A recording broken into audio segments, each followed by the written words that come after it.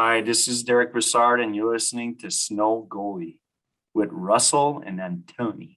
Oh, yes, ladies and gentlemen, welcome to the Snow the Goalie Only Flyers podcast, People's Podcast, the Players Podcast, Prognosticators Podcast, Pedialyte Podcast, Players Podcast. Ladies and gentlemen, the Derick Brassard cast, because you wanted him. You wanted to hear from him. And a man who, let's be honest, number 19's in this franchise history. It's a little bit up and down, but this man, through 3 games, is already lighting the hockey world on fire. Of course, Derick Brassard, thank you for joining Snow the Goalie today. All right, thank you. Thanks for having me, guys. Yeah, Derick, it's been kind of an interesting thing because you were such a late signing. It was right at the end of August or towards the end of August when you signed with the team, and now here you are. Really, I think it's 2 months to the day, or maybe one extra day. 3 games into the season, playing on the second line. You guys are incredibly productive. Leading the team in scoring as a line. How did this just kind of like this whirlwind kind of come together with such great chemistry so quickly? Yeah, well, basically we played, I think, 2 preseason games together as a line because I played in Bridgeport, and I think Cam and Bees didn't play that game. So basically we're just playing. We just kind of read out of each other, and it's been it's been fun playing those 2 guys. Like, they're so talented and they're different players, and he's got the nose around the net. He's a really good goal scorer, and he's good everywhere. I don't know if you guys noticed, like he kills penalties. He's really good with his stick, and Joel is like a smart player all around. He plays in every situation as well. And we don't even talk about plays or anything. We just kind of play, and we try to stay close to each other in the offensive zone, trying to create some plays. And I think that's the key of our success right now.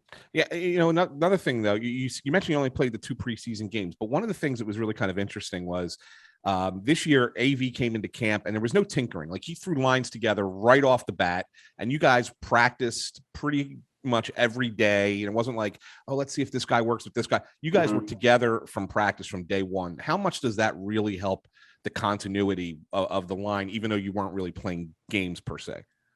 Yeah, I feel like the experience I have with that, like usually like they're gonna throw like a young guy with like some veteran guys in the first days of camp or the first preseason, but I think the lines are pretty clear from the first day of camp, and it kind of gives you an idea where the team wants to go, and where the coach wants to go with start of the season on time. And yeah, basically, like I said, like the lines are going to change a few times during the year. There's no way we're going to go 82 games with the same lineup and the same lines. It's just not the way it is in the NHL. And there's going to be some highs and some lows, and you're just gonna try to find the right chemistry with the right players. And you might not play with the same guys for a few games, but you might come back with those guys, and we're gonna have some guys coming back in the lineup, which is gonna be nice. But you got to be open to play with everyone. You got to accept your role, and I feel like everyone's doing that in our dressing room. So the one thing that you, I guess, don't have in common with your 2 line mates is, Joel Farabee's early in his career, but he's only ever played for the Flyers, and Cam Atkinson had played his entire career with Columbus. You are on your 9th team, and I'm wondering, does that help the fact that you've had to play on so many different lines with so many different players in so many different organizations? Does that help make you more of like a chameleon? Does it make you more adaptable and make it easier for you to kind of adapt to the strengths of your line mates? Yeah, that's a good question.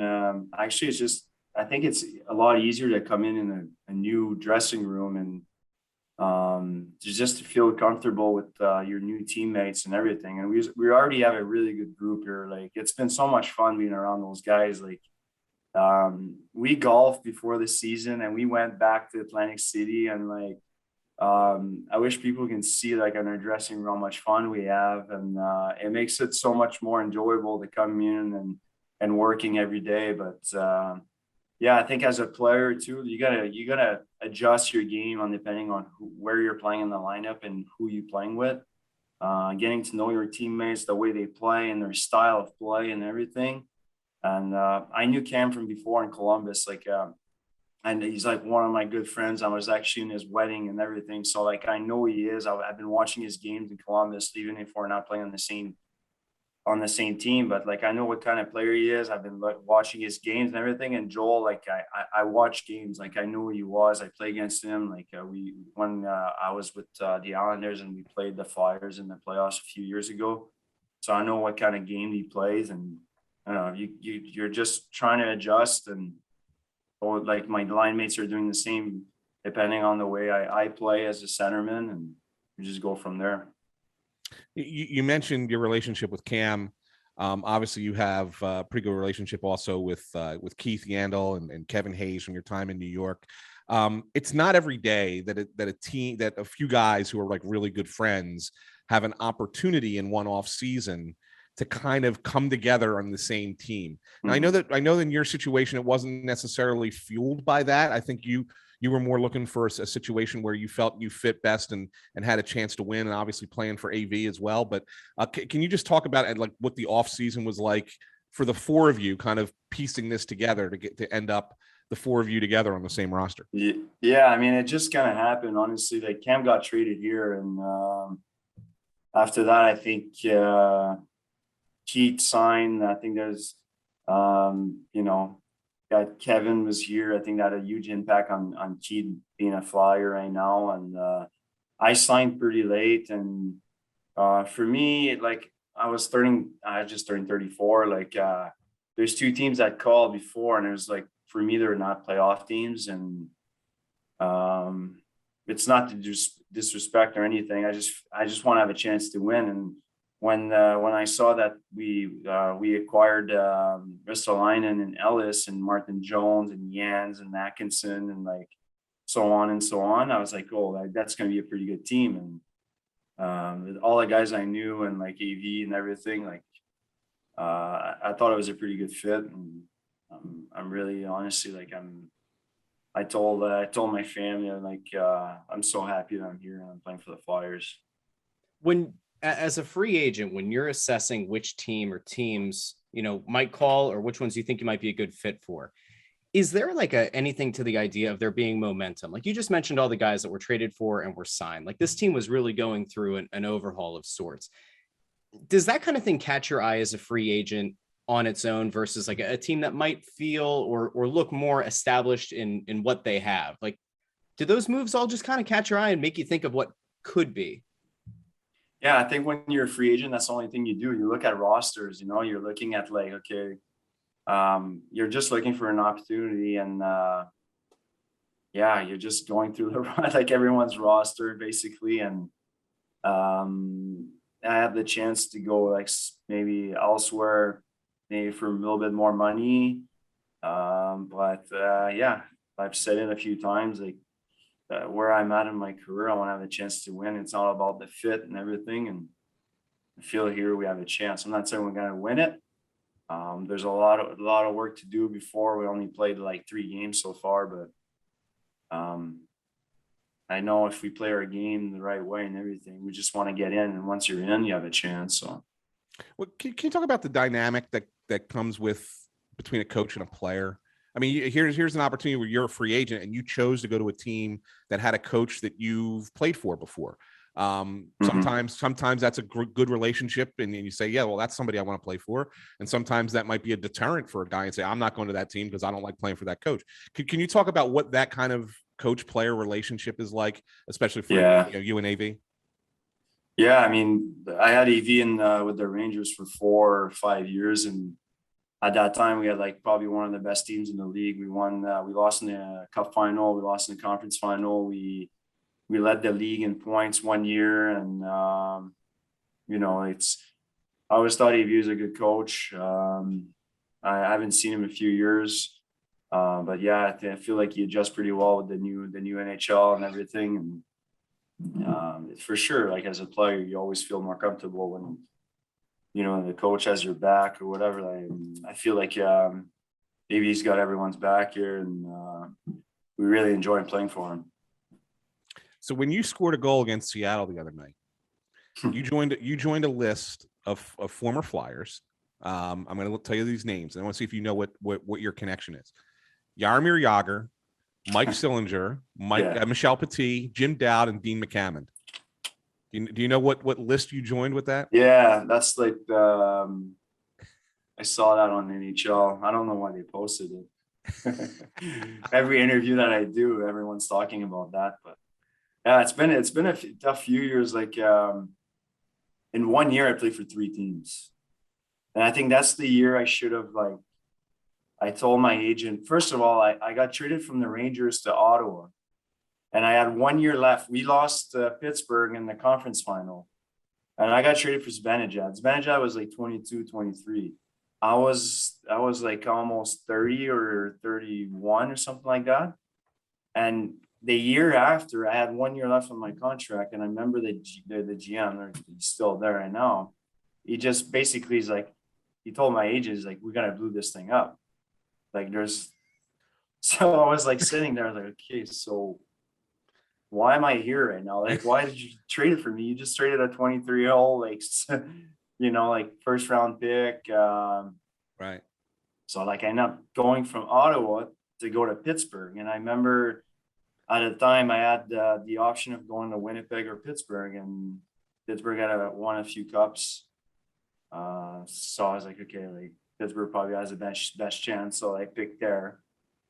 Didn't work out. Fit wasn't really good. And that's why it's like so important. Like that when guys are free agent, the first thing they should look at, it's not like if there's like an ocean or a sick downtown, or like the first thing you should look is the fit of the team. Yeah. And I end up going to Pittsburgh. It doesn't work out. And the year after that, at the deadline, I go to Florida. But I got to Florida. When I got the phone call, he's like, I'm gonna flip you back at the deadline. So I left for 3 weeks to Florida. So now I'm like I'm not like checked out because I know I'm gonna like get traded again. So I go to Colorado after for a playoff push. We get beat in the second round, second round. Yep. So like just there, it's like 3 teams in 1 year. I think it could have been avoided. That I should have just been okay. Let's tell the GM I just want to, let's like go on the reset button here and like go back in the summer and work on my game, whatever, and be ready for the next season. But now I play for 3 teams and it just kind of rolls and rolls and rolls. And now I'm at 19 right now. Yeah, well, you're the 11th player in the history of hockey to score a goal for 9 different teams. That's still pretty cool, though. I mean, I know it's could be frustrating with all the trades, but it's still a pretty cool stat when you look back at it. In 2015, go ahead, Russ. I want to derail this for a second. So you mentioned off the top that the team went golfing before the season. So obviously the number one question is what's your handicap? And since you played for so many teams, I have to assume that you looked for courses at a number of these cities. Can you give us like, I don't know, your favorite couple of courses that you've had the chance to play on? I spend my summers in Montreal, so we have a really nice one there. It's called Laval-sur-le-Lac. It's pretty good. But like in the States, I've golfed in California at LA Country Club. The Trump course there is really nice as well. I play in Columbus, so like double eagle, Scioto. There's a few really nice ones in Long Island as well as a really nice golf course. I can't remember the names of all of them. I think one is like Garden City Men's Club or something like that. Is like one of the nicest in the States. Mm-hmm. But I was talking with my golf buddies from back home, and he was like, "Everyone, you should go to Pine Valley." But the guys told me it was pretty hard to get in. So we'll see if I can meet someone as a member there. We'll put that out to the listeners. What's your handicap? I'm like around like an 8 or something like that. That's not bad. Actually, me and TK, we won that little competition we did that day. It was a scramble at 2, and we won. We took it home. Have you had a chance to talk to Danny Briere at all? Because he's a scratch golfer. He's really good. Oh yeah, see, like Danny's from my hometown. Yeah. Or wait, I'm gonna rephrase this. I'm from Danny's hometown.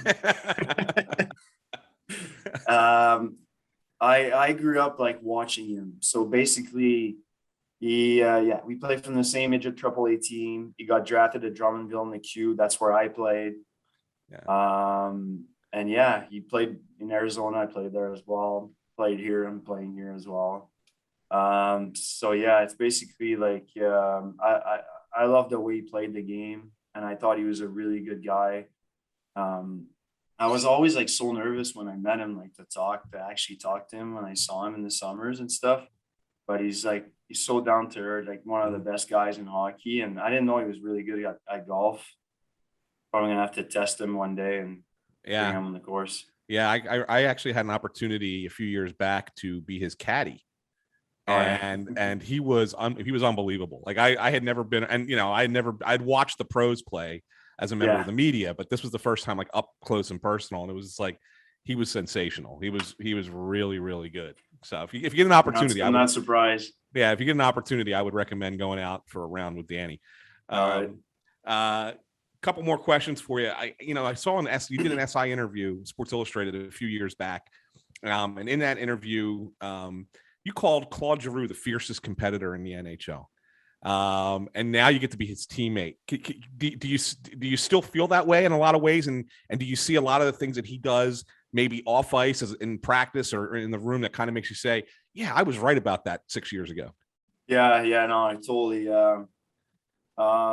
I still think the same way about G, and now that I'm in the same locker room, it's pretty surreal, honestly. Like the career he had in this market and everything. Like I'm not saying that the people really appreciate, I think, of the work he's done in the last few years as a captain as well. And yeah, he's just like he's a competitor. Like everything he does, it's like he doesn't have a bad day. He's always fired up. And I think that's one of the reasons why he had so much success and he put so many points on the board, is because he wants it a little bit more than everyone else. And it's all credit to him. He was an Olympian before, playing the World Cup as a captain. I'm pretty sure he won the World Championship at one point. It'd be nice for him to host the main trophy, and it says a lot about him and his career. All right, now away from hockey, anyway, we know we talked about golf, but one of the things we always ask the guys is, because you have, I guess, your downtime, but you haven't had the chance to be on the road yet, but when you guys are, on the road and stuck in the hotel, you guys are watching shows and stuff. Is there anything you're streaming? Anything that you're watching that people should be watching right now? No, we were actually talking about like new shows to watch and everything. I watched that Squid Games or whatever. Did you like it? Yeah, it's kind of weird a little bit. Yeah. I just got done with it. Like I watched it with my girlfriend and everything, but yeah, outside of that, honestly, like the last few years have been tough with COVID. Like we didn't do much. We just stayed at the hotel and everything. Right. We were playing cards a lot. I like play in the plane or whatever. We had like a room at the hotel, so I was a card player with the guys there. Pretty sure we're gonna have some card games going on with our team. But yeah, like I was looking for new shows. I think there's a show called You on Netflix. I think the season 3 is out. But yeah, I honestly, it's at 34 now. Like when I'm not playing, I try to recover as much as I can. I don't recover like I used to. So it's all about getting treatment every day and making sure the body's ready to go to perform at my best. And it's a long season. There's only 3 games. You're looking at that, you're like, holy shit. We have a long way to go here, but I think with like the Olympics this year, it's going to cut the season in half a little bit. Yeah. We're going to be off for like 3 weeks. And it's also going to be nice to watch that, because I remember as a kid, like watching the Olympics, whatever it's US against Canada, or Canada, Russia, or like those games are all, like the best of the best playing with each other. I think that's going to be fun for the game of hockey. And it's going to be nice to get away from the game and go back home or whatever we got to do, but stay in shape as well and be ready for another big push for hopefully the playoffs and more. Do you think that could be helpful to you and to guys who, feel like you, that, need a little bit more in terms of recovery after games? Like, is the momentary pause there helpful, or does that maybe cause physical problems because it kind of puts you on ice for a bit there, right?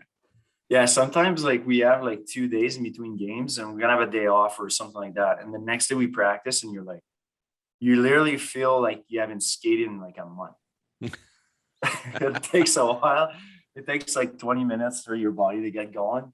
But yeah, I think it's we've done it a few times the last few years, right? With the World Cup and we had the bye week and everything. So you just gotta keep going and keep the body moving and everything.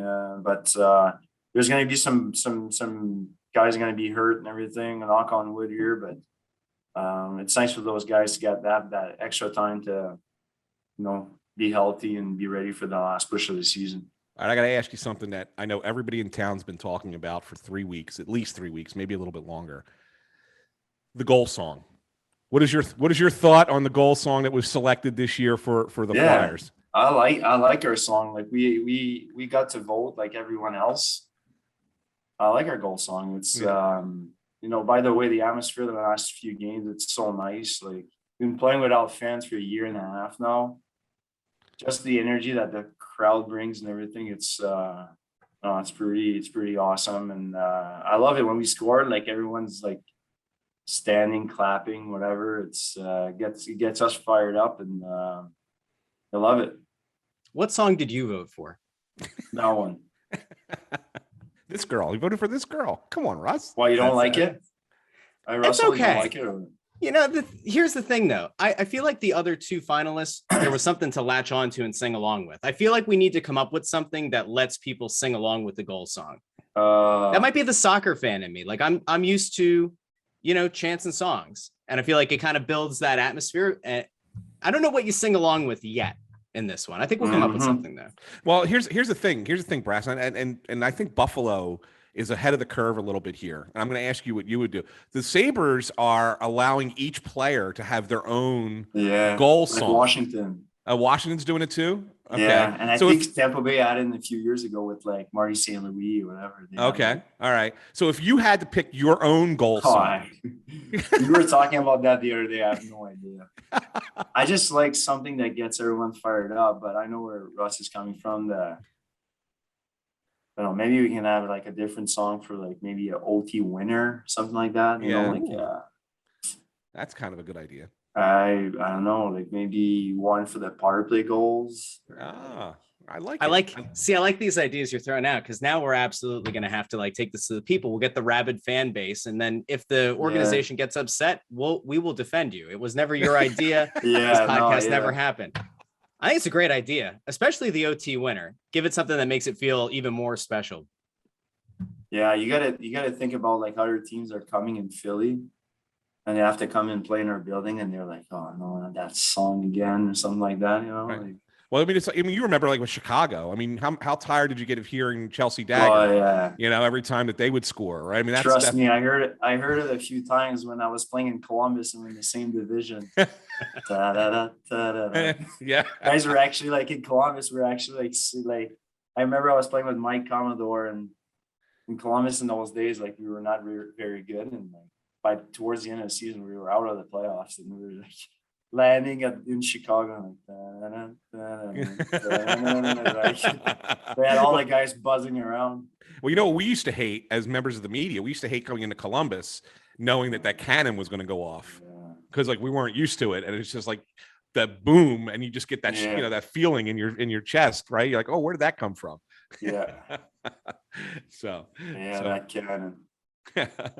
Last question I have for you. It's kind of a two-part question. How many last questions are you going to have for the guy? This is my last one. This is my last one. Man. This is my last one.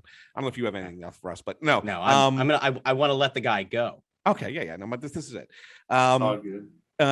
You've had an opportunity to play in a lot of arenas in your life. It doesn't necessarily have to be an NHL arena per se, but I want to know if you had a favorite arena that you like playing in, and then secondly, if there is a favorite memory of like something that a fan did in that arena that kept you guys talking about, on the bench or in the locker room afterwards. A fan. Honestly, like since I've been playing, I think it's pretty like security is like a little bit better than before I got in the league like 13, 14 years ago. Well, that's why I remember that clip though. They always show that Ty Domi here in Philly with that fan. Yeah. it's always popping on I don't know if it's NHL Network, whatever, but Yeah. For me, whatever, it's like the Rangers, Islanders, or like Rangers, Flyers, all that team from around here. I think the atmosphere is probably one of the best in hockey. Yeah. I've played here with the Rangers against the Flyers, and it was pretty special. It's just that it's the same when the Islanders and the Rangers are facing each other, especially in the old barn in Long Island. Yeah. It's up there. And, Yeah. I love their rivalry. I think there's not a lot of rivalries like that in the West. Maybe Calgary, Edmonton when they face each other. Yeah. But when the teams from Metro, they face each other, like Washington's a lot building, Pittsburgh. Yeah. It's fun, but like I don't remember anything like with fans and anything. Well, that's why I was telling you, you can go back to the queue if there was something from the queue that you remember. The fans. We had who was it, Russ, that told us that it was Jordan. So Jordan Wheel a few years ago came on the show and told us about how a guy ripped off his prosthetic leg and filled it up with a beer and was chugging beer and passing it around to people in the stands. I don't know if honestly, I don't know if any story is ever going to beat that, but yeah. No, I honestly have nothing for you guys, but I just trying to, when I play, I try to kind of I just focus on the game, obviously, but no, I have nothing for you guys. That's all good. It's all good. I haven't asked this question in a long time because nobody ever agrees with me, but this is my last thing. If you had to pick one hockey movie to watch, just one, you only ever get to watch one hockey movie, and that's it. It could be funny, it could be, dramatic or whatever. See? Damn it. God, it's not even a question, Russ. You know what he picks? He picks Brett. Someday. He picks Goon. Goon? Oh, you like Goon? Goon is okay. I like Goon. Goon's like a good quotable movie. I think about when I think about a movie, I think I want something that's either quotable or something that I'm gonna have side-splitting laughter. And like Goon, Goon never comes up small. I always laugh at Goon. Yeah, Goon is good. Goon was playing it actually in our room the other day. We always have I was in charge of that, but that we always have different rooms and everything. So he always puts up a movie, whether it's in the hot tub, in the cold tub area, or in the gym, or wherever we eat in the lounge. There's always a movie, and Goon was playing the other day, and guys were pretty into it. But I feel like Slapshot, even in 20, 30 years from now, it's still going to be the best movie. I agree. Classic. Everyone. You're right. You're 100% right, Brass. No question. No question. Mighty Ducks too. Mighty Ducks 1, 2, 3. Oh yeah. See, there we go. Yeah. That's why you guys are a little bit closer in age. I'm a little bit older than both of you guys. Yeah. That's all. I get it. Well, listen, Derick Brassard, we really appreciate you coming on the podcast today. All the best to you. Keep it going. Fans are loving the start this year, and hopefully you guys can keep this thing rolling. Yeah. Thanks for having me, guys. See you around.